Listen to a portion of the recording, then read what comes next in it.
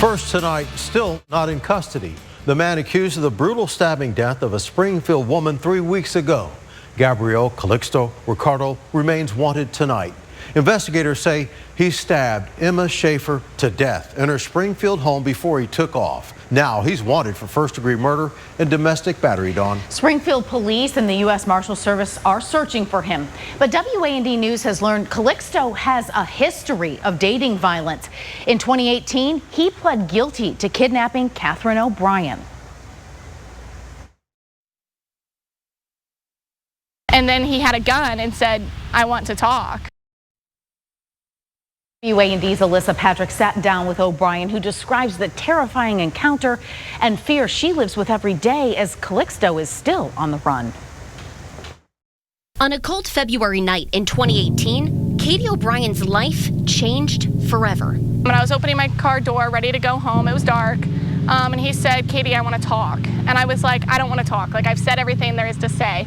And then he had a gun and said, "I want to talk." Katie O'Brien had just broken up with her high school boyfriend, Gabriel Calixto Pichardo. Now, he was forcing her into his car. Can I outrun a gun? Can I scream loud enough that someone's going to get here before that? She says her mind was racing as he drove her to a nearby motel. In that motel that night, he really had two personalities. One that was like, "I'm just so in love with you, and I don't know what to do because we're already here. And now we're so far in that I don't know how to back out of this." And then the other one was very cold, hard, flat, ready to hurt. O'Brien says Calixto threatened to rape her, and police records show he also had a knife and noose with him.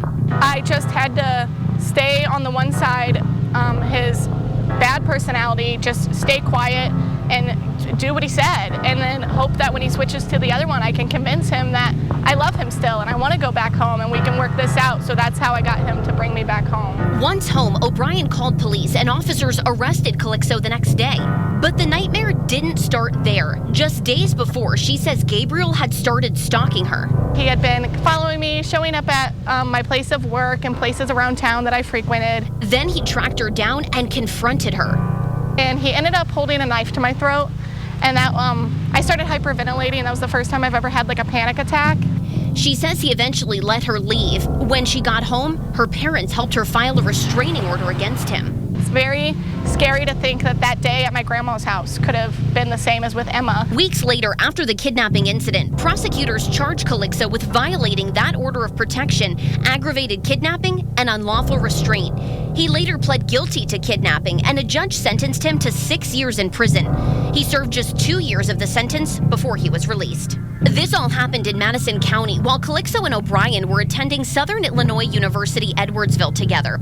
About 6 months after he was released for the kidnapping case, ICE agents arrested Calixto.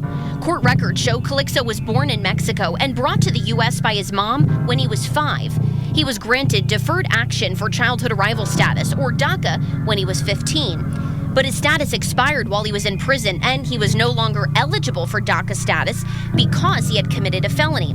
Court records show he was granted asylum and allowed to stay in the U.S. It's very scary knowing that, he's smart. If he wants to know where I live, he's going to know where I live. He's going to know what I drive.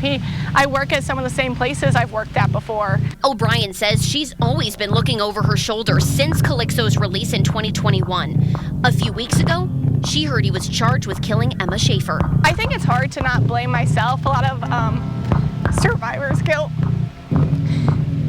Just because when the kidnapping thing happened, there wasn't even a newspaper article about it or anything. So if you looked him up, you wouldn't know.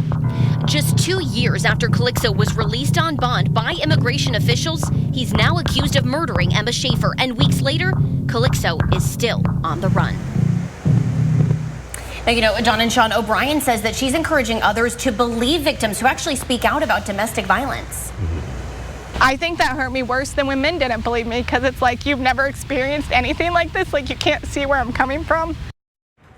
If you or someone you know needs immediate help, Dove Incorporated offers a 24/7 hotline. Staff can offer emergency shelter, help make a safety plan, or simply talk with a survivor and discuss their options.